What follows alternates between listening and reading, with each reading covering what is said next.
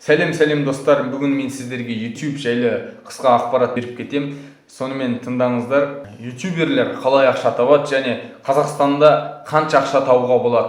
Ал кеттік. Қазақстандық каналдар қанша ақша табатын жайлы мен сіздерге соңғы жағында айтып кетем. Оған дейін мен сіздерге олар қалай ақша табатын және ақша қайдан келетін жайлы түсіндіріп өтем. Видеоны паузаға қойып, астына комментарийға сіздің өз жорамалдарыңызды, ойларыңызды жазып кетсеңіздер болады. Сонысын тексеретін боламыз. Паузаға қойып жазыңыздар. YouTube деген Google-дан кейінгі екінші орында тұрған поисковик болып саналады әлем бойынша. Оған күніне миллиардтаған просмотрлар, миллиондаған подписчиктер және мыңдаған видеолар салынып жатыр.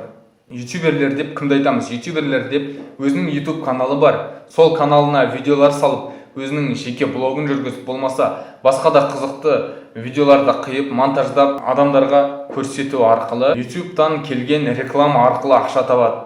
Мысалға алатын болсақ, Coca-Cola өзінің рекламаларын YouTube'қа жіберді. Сол арқылы, мысалға біздер видео қарап жатсақ, алдымызға ең бірінші болып 5 секунд пропустить деп күткенше реклама қараймыз. Біздер сол рекламаны 30 секундтан әрі қарай қарайтын болсақ, онда ол сол каналдың иесіне ақша түседі. Ол қанша ақша түсетіні әр жерде әртүрлі. Мысалға Қазақстанда ол Европаға және Америка қарағанда өте төмен. Неге? Америкада және Европада YouTube'ты конкуренция өте көп, сондықтан ол жерде жоғары ставкалар қойылады және әрбір просмотрға оларда жанталас десек те болады. Сондықтан олар қымбат баға қояды. Сол арқылы ютуберлер жақсы ақша табады. Ал Қазақстанда ол енді дамып келе жатыр. Сондықтан сіздер осы видеоны толықтай қарауларыңызды сұраймын. Кеттік. YouTube арқылы ақша табудың 4 жолы бар. Ол бірінші YouTube партнерство деп аталады. YouTube партнерство дегеніміз не? Ол қалай жасалады? Мысалға мен өзімнің каналымды аштым. Каналыма мен монетизация қосу керекпін. Монетизация дегеніміз ол YouTube'тың өзінің берілген жеке құралы. Монетизация арқылы ақша табу қазір ең бірінші орында тұр және YouTube'тан келетін жалғыз ақша деп айтсақ болады. Екінші, ол қалай? Жаңағы айтып кеткенде реклама арқылы, рекламадан бөлінген ақшаның 60-70%-ын сіз өзіңіздің қалтаңызға түсіресіз. Екінші жолы блогерлерге реклама беру. Атақты біздің каналы бар және каналында қызықты видеолар түсіріп, күнделікті просмотрлары мен подписчиктері көбейіп жатқан атақты каналдардың блогерлеріне компаниялар ұсыныс тастайды. Және де екеуара келісу арқылы олар өздерінің суммасына қарай жаңағыдай қысқа, толық, мазмұнды рекламалар беріп кетеді. Олар қанша табатыны жайлы анық мағлұмат жоқ. Негізгі ақшаның көзі блогерлерде деп санасақ болады. Үшінші түрі ол әлеуметтік желілерге реклама. Әлеуметтік желілер мысалға бір компаниялардың ВК-да, Фейсбукта және де Одноклассник деген сияқты әлеуметтік желілерде өзінің парақшалары болады. Және оған әлеуметтік желілер YouTube'ға ұсыныстап, сол жерде ссылкасын қойып, болмаса және де ақпараттар айтып кететін болса, сол арқылы қарап отырып ақша табуға болады. Және төртінші түрі басқа да партнерлік программалар арқылы ақша табу. Ол мысалға қазіргі Dota деген сияқты әртүрлі ойындарды, мысалға сол ойындардың бір настройкілерін, болмаса бір персонаждарын сату арқылы ақша табуына мүмкіншілік бар. Жалғастырамыз. Сіздер socialblade деген socialblade.com деген сайтқа кірсеңіздер, сол жерде Instagram'ның, Twitter'дің, YouTube'тың, тағы да басқа әлеуметтік желілердегі ең үздік каналдардың, парақшалардың аналитикасын қарай аласыздар. Socialblade.com-да кіріп, YouTube'дағы топ 25 каналдарды ашып қойдым. Сіздерге міне скрины. Ең бірінші YouTube канал әлем бойынша PewDiePie деген канал. Ода 56.220.284 подписчик бар екен.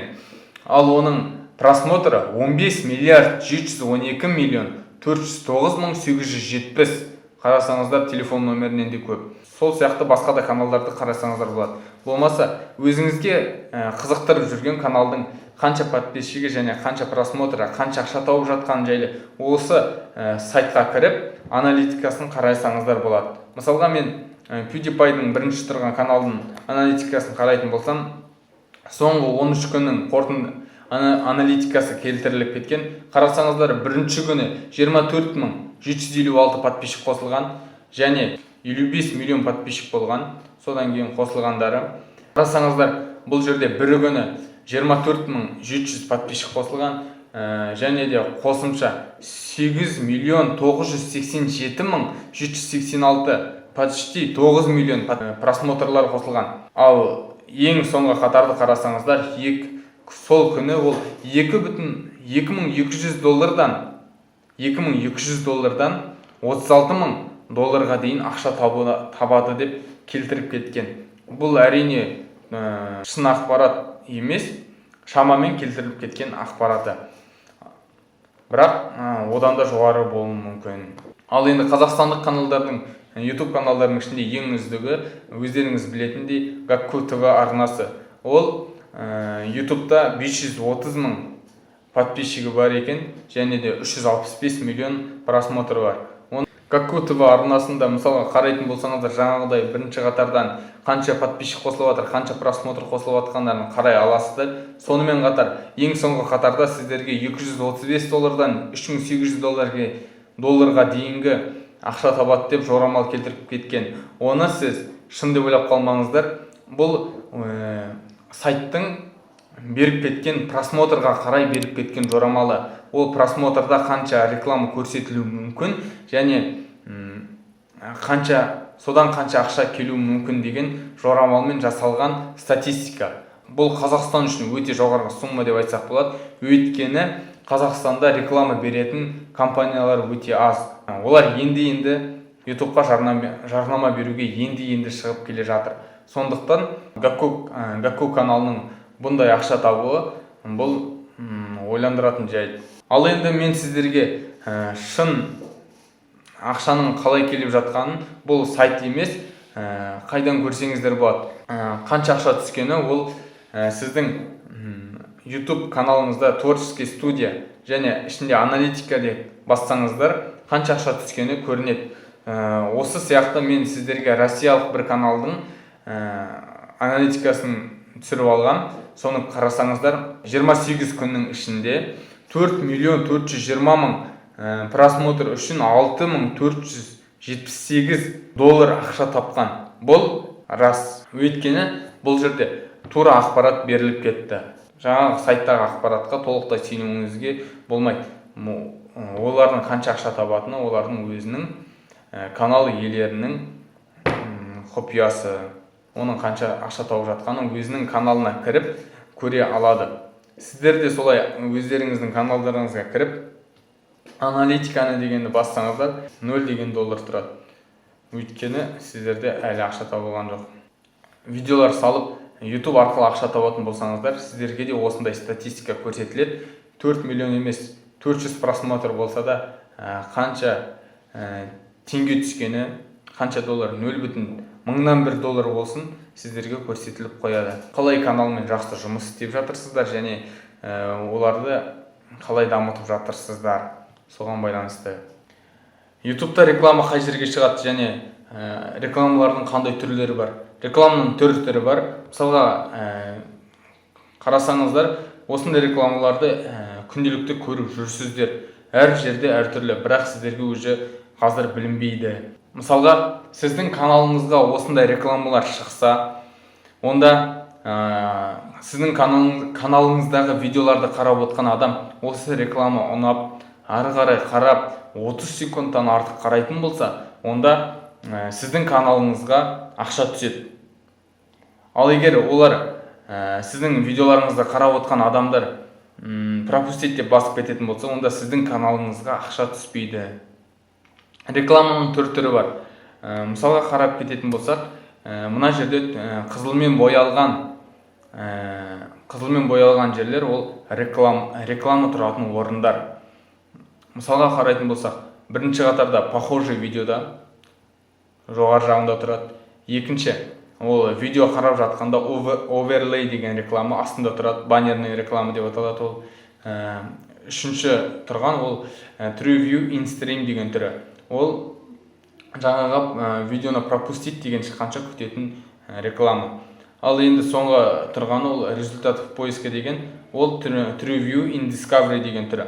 Ол сіздің YouTube'да поискке жазып іздесеңіздер, керекті мысалға аяқ киім болмаса телефонның обзорын қарайтын болсаңыздар, поискке жазып қарайсыздар. Мысалға Samsung A3 деп жазсаңыздар, сізге басында мына поисковиктің басында ең бірінші 2-3 реклама тұруы мүмкін. Олар сарымен белгіленіп тұрады, астында реклама деп жазылып тұрады. Ол жерде де видео тұрады, және ол мысалға Каспийдің болмаса жаңағы Белый ветер деген сияқты электронный заттарды сататын магазиндердің рекламалары. Сол арқылы олар өздеріне клиентті тартып алып, олар Google-ға ақша төлейді. Болды. Осындай қарапайым түрлері рекламалардың күнделікті көріп жүрген. Ал телефонда қалай шығады? Мысалға бұл суретте Coca-Cola рекламасы жүріп жатыр, ал пропустить дегенді басқаннан кейін біздерге видеоның астында қарап отырсаңыздар Coca-Cola сурет тұрған install деп жазылып тұр. Бұл да реклама. Бұл реклама видеоны пропустить етіп жібергеннен кейін шығатын реклама. Бұл да сіздің көзіңізге жатталып тауарды алуға әрекет етеді. Рекламаның әдіс-тәсілдері. Видеоблогымыз аяқталды. Келесіде алдағы уақытта тағы да қызықты YouTube жайлы мағлұматтар және қалай ақша табуға болатын детально түсіндіріп кететін видеолар салсын десеңіздер, менің каналыма подписка жасап, астына лайк қойып, өздеріңіздің сұрақтарыңызды комментарийға жазып кетсеңіздер болады. Мен сіздерге жауап беремін. Келесі видео сіздің сұрағыңызға арналуы да мүмкін.